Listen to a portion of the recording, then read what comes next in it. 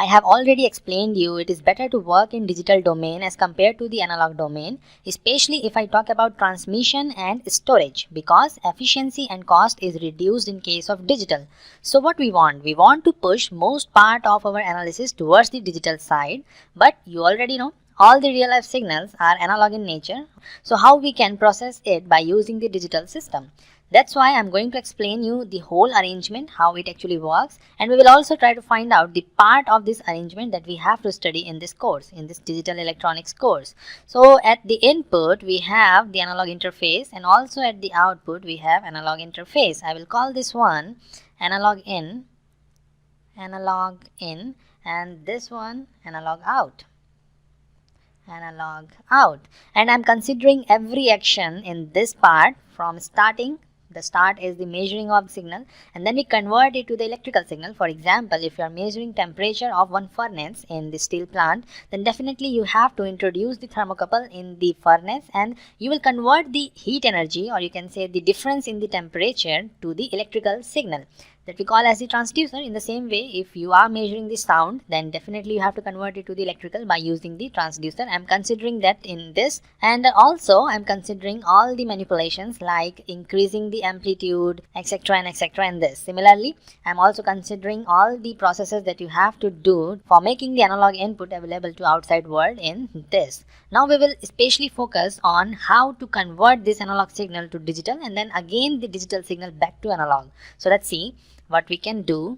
We use analog to digital converters, and I will call it ADC, where A stands for analog, D for digital, C for converter, and I will use a single arrow because we are having the analog as input. Now this ADC will provide the digital signals that will go to the digital system for processing, and I have shown it by the thick arrow or multiple arrows because this one is multi-bit. I will explain you what is bit. It is similar to digit in decimal system, and we call it bit because we are working in the binary system, and this one shows that there are more than one bit. That's why I have used thick arrow to represent it. Now this digital system comes into action. What is this digital system? You are having one in front of you, the computer.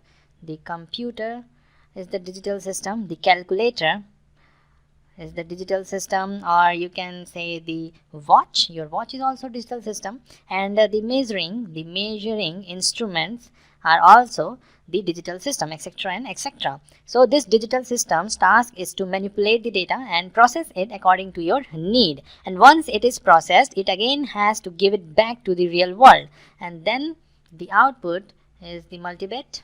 It is then given to the another block that we call as DAC. D stands for digital, A stands for analog, and C stands for converter. So this one is the digital to analog converter because the output of this digital system is digital, and we cannot give this digital system to the outside world. For example, if you are walking on a railway platform and you see the time and it shows 1000. So what will you understand? What is the time? 1000 by 1000? What kind of time is this? 1000 minutes and 1000 hours? No, this is in binary. It is actually 8. This represents 8 in decimal, and this one is also 8. So it is 808, and if I represent it in binary, it will look something like this. So it is definitely very tough to interpret. So we need to convert it in the form that can be understood by everyone. So we need DAC, digital to analog converter, and again it is given back to the analog output. So this is how the digital system works, and we have to study this part, not completely this part. We are not going to study computers in this course, but this digital system is made of the subsystem. So let me write this thing down. The digital system is made of the subsystems, and these subsystems are made of modules.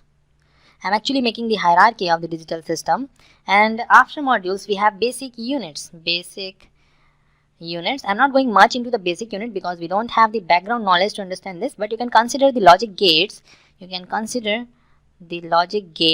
And what is logic gate? It is nothing but a concept. If I say AND gate is there, then there are some inputs and the output is depending upon the logic that we are using, and we are using AND as the logic. But what actually goes inside the AND gate is the circuit. We have the circuits, and this circuit is made of the transistors, resistors, capacitors, etc. This transistor, resistor and capacitor makes the logic gate, and depending upon their arrangement, a particular logic is set and the input is given and then the output is generated. So we have to study this part in the coming lectures. We will see how the logic gate works and what are the different logic gates available to us. We will also see Boolean algebra, and there are so many things depending upon this logic gates or the basic units. And when we move forward in this course, we will study some modules also, but we will not study the digital system like computer, calculator, watch, but we will study some modules definitely. So this is the outline of the course that you have to study in the coming presentation. So I think this is all for this presentation. See you in the next one.